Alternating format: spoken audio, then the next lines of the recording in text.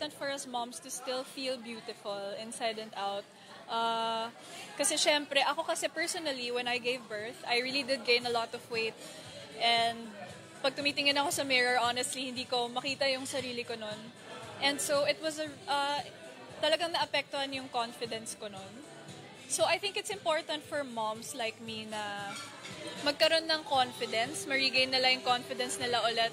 And there's nothing wrong with improving yourself. So live a healthy lifestyle.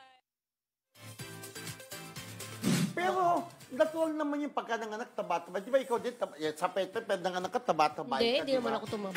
Hindi, parang natural yun. Pero karamihan, parang lumulusog, di ba? Lumulusog. Siya nga, di ba, inamin naman niya na nagpa-lipo siya nung pagkapanganak niya kasi sobrang taba niya talaga. Pero speaking, di ba, pag doon sa salamin, hindi niya nakasya yung katawan niya. Hindi, parang hindi na niya nakikilala sarili niya. Tababoy. Pero ikaw hindi ka naman nanganak. Pero ako talagang slim pa rin naman ako. Kaso, screen, ha?